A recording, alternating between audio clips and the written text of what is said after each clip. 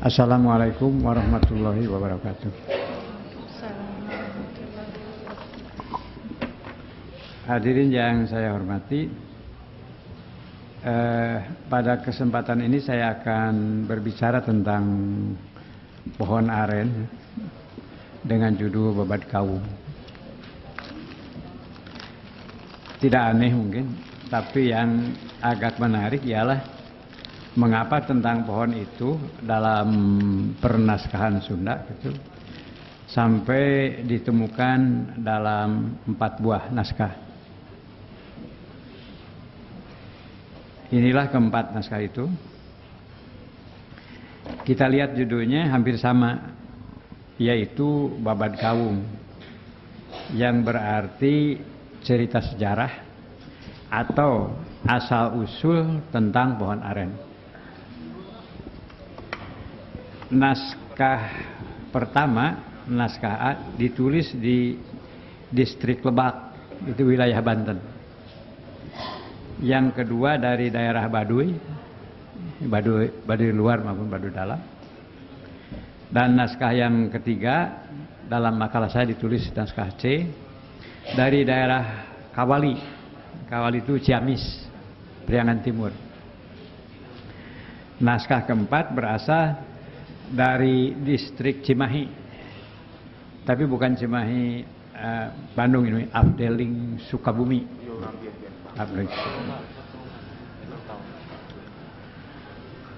Tempat-tempat yang saya sebut tadi boleh dikatakan berjauhan, apalagi menurut ukuran transportasi tahun 1860-an, tahun ditulisnya naskah tersebut. Sudah 150 tahun lalu kira-kira. Yang menarik dari keempat naskah itu ialah kemiripannya. Mirip, yaitu dalam hal judulnya, huruf yang digunakannya, dan isinya. Kemiripan pertama judulnya, tadi sudah saya sebut bahwa keempat naskah itu berjudul Babat Kawung. Aksara yang digunakan adalah huruf Latin, tulis miring atau kursif.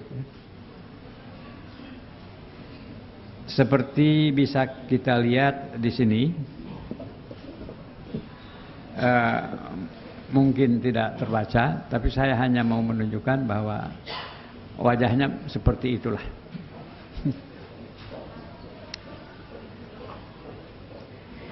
Dalam periode ini, dalam 1860-an gitu, jenis aksara yang paling banyak digunakan dalam pernaskahan Sunda sesungguhnya adalah aksara Arab, aksara pegon gitu. Di bawah itu aksara cacarakan atau carakan.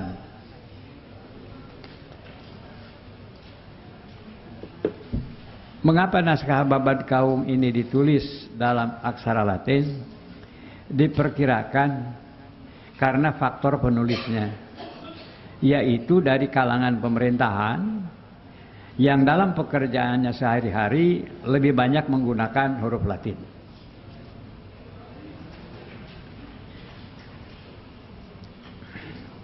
Kemiripan lain terlihat dalam isinya, baik mengenai topik-topiknya maupun urutannya yang hampir sama.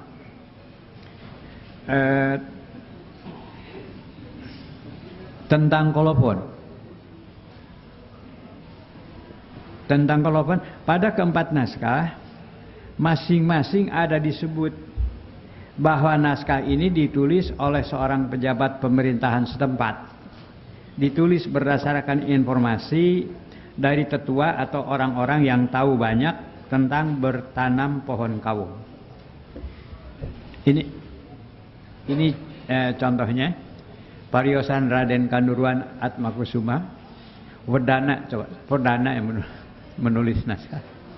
Wedana distrik Lebak, Kak Wastra Sarimah, maksudnya ini orang yang dijadikan informannya yang bernama Sarmah, seorang Jaro saya kira kepala desa itu, desa Kanekes.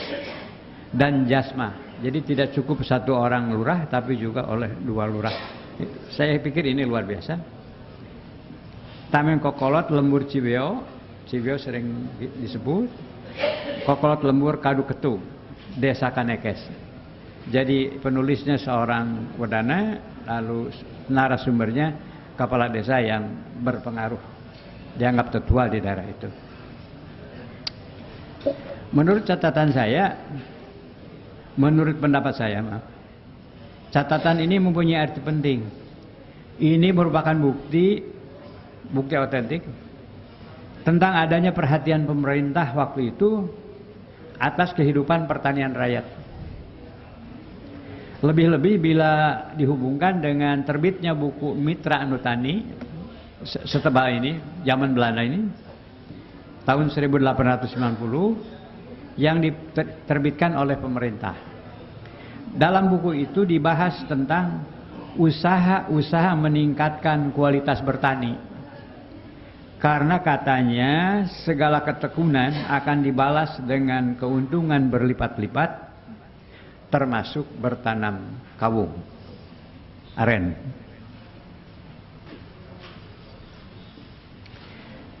Tentang jenis-jenis pohon kawung, keempat naskah menyebutnya satu persatu. Biasanya 3 atau 4 jenis. Ada disebut jenis yang paling baik atau paling produktif. Hasil pengecekan kami pada tanggal 27 Agustus tahun 2013, bulan lalu, kepada 2 orang penyadap kawung di Cianjur, mereka sudah tidak mengenali lagi nama-nama dari jenis kawung itu. Cuma hafal ini agak kemerahan, ini daunnya hijau kehitaman, dan seterusnya.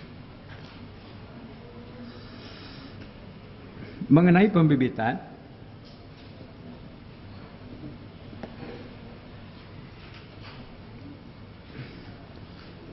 pendidikan kawung, hanya satu naskah yang menyebut adanya kegiatan melakukan pembibitan atau persemaian untuk menebar benih, yaitu naskah A yang dari distrik Lebak, dari Banten itu. 3 naskah lainnya menyebut bibit kawung berasal dari sisa kotoran musang yang habis makan buah no. Petani tidak melakukan usaha pembibitan secara sengaja atau berencana. Cara-cara menunggu kasih sayang musang ini sepertinya hendak ditentang oleh para penulis buku Mitra Anutani tadi. Di dalamnya ditunjukkan keberhasilan bertani kawung yang diawali dengan budidaya pembibitan. Jelas sekali adanya usaha untuk memperbaiki cara-cara tradisional yang kurang menguntungkan. Tetapi sekali lagi, berdasarkan hasil wawancara kami dengan kedua narasumber tadi tahun ini, mereka mengaku tidak pernah melakukan pembibitan. Jadi mas menunggu kotoran musang itu. Sebaliknya tapi ada informasi dari sumber lain yang menyebutkan bahwa kurang lebih tahun 2008, 5 tahun lalu, di daerah Garut, seseorang melakukan pembibitan seperti itu. Katanya dari 30 biji nol itu yang jadi bibit itu hanya 15 tunas.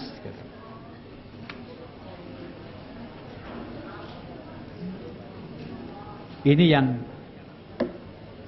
agak menarik. Pada waktu memindahkan bibit kawung, pekerjaan itu harus disertai dengan membisikkan mantra atau bajang jawokan dalam bahasa Sundanya. Kemarin sudah dibahas oleh Ibu Elis mengenai mantra itu. Hal ini jelas bersangkutan dengan kepercayaan atau mitos bahwa kawung bukan pohon sebarang. Mantra-mantra itu makin sering diucapkan pada tahap-tahap berikutnya yaitu setelah pohon kawung bertambah besar dan bertambah tinggi menjelang saat disadap. Ada mantra waktu memasang sigai. Ini sigai.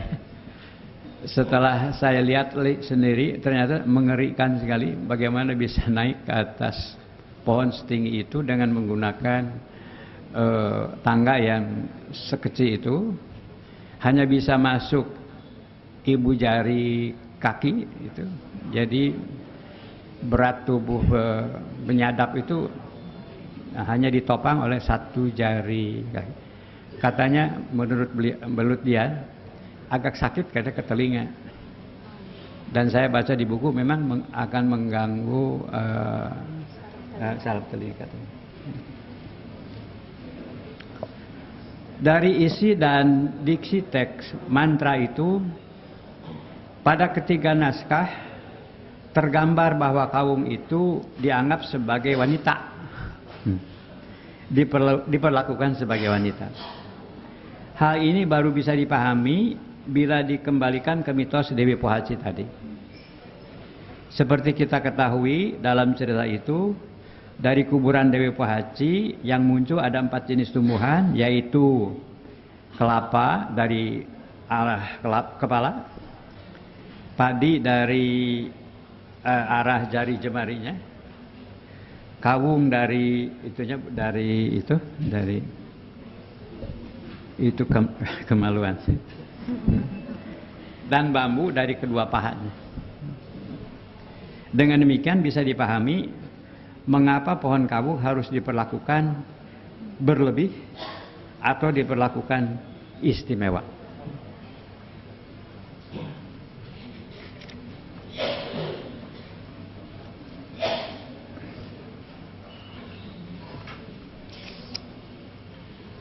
Tentang mantra-mantra itu, kedua narasumber mengaku bahwa mereka tidak lagi menggunakannya.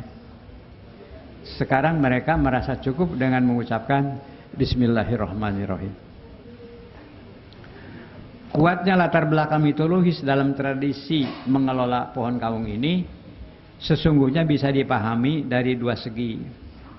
Pertama, sebagai ekspresi rasa bersyukur bahwa rezeki atau air nira yang keluar itu terus-menerus meluncur sepanjang malam, sepanjang siang, hampir tidak ada hentinya. Bukan hanya air niranya yang diperlukan bisa dimanfaatkan oleh manusia, juga seluruh bagian tumbuhan kawung itu. Karena itu kawung harus dipelihara dan dengan sebaik-baiknya. Kedua, pekerjaan menyadap kawung itu perlu ekstra hati-hati karena agak berbahaya. Pohonnya tinggi, besar, berduri, dalam darurat tidak bisa dipeluk karena penuh duri. Perlu kesungguhan dan konsentrasi.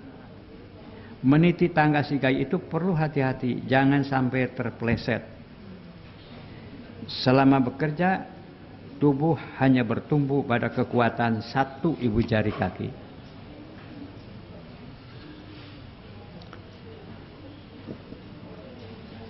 Selanjutnya cerita tentang pengolahan nira menjadi gula. Keempat naskah membicarakannya hampir sama.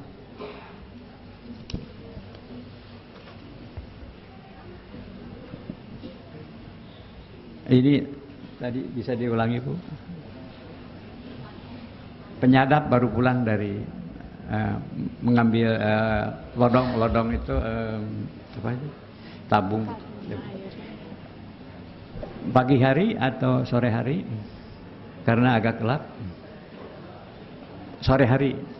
Karena lodong itu dipasang pada pagi hari. 2 kali ya, Ustaz. 2 kali. Jadi ini sore hari ini. Dia memikul 4 lodong, belum tentu dari 4 pohon, karena pada suatu saat satu pohon bisa sedang keluar dua tangan gitu. Ada yang 1 tangan, ada yang 2 tangan gitu Pak.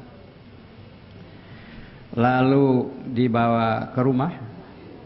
Nah ini di rumah ada api di situ, tungku api, langsung di ya, itu api, ya itu. Lalu ada wajan cukup cetak, lalu ya ini sudah bisa dicetak, ini sudah agak kental gitu, sudah kental. Silahkan lanjutnya. Nah ini cetakan gula itu terdiri dari ruas-ruas bambu dengan tinggi tertentu. Nah ini sedang bikin gula itu dicetak, lalu ya, nah, ini sudah jadi gula. Setiap naskah mengakhiri bahasanya dengan produksi serta nilai jualnya di pasaran. Tentang nilai jual itu agak sulit dibahas karena nilainya pada zaman itu, jadi tahun 80-an, 80-an, 1860-an, dalam hitungan sen, duit, begitu rupiah ya susah sekali dibayangkan. Tetapi hasil observasi dan wawancara kami dengan beberapa orang penyadap di Cianjur baru-baru ini menunjukkan bahwa keuntungannya cukup tinggi, cukup besar gitu pendapatannya. Baiklah ibu-ibu, bapak-bapak, kalau juga harus disimpulkan bahwa keempat naskah Babat Kawung itu memiliki nilai eksternal yang cukup berharga, menginspirasi tumbuhnya cabang usaha baru dari segi ekonomi, lapangan kerja baru, dan pertanian yang lebih produktif. Terima kasih.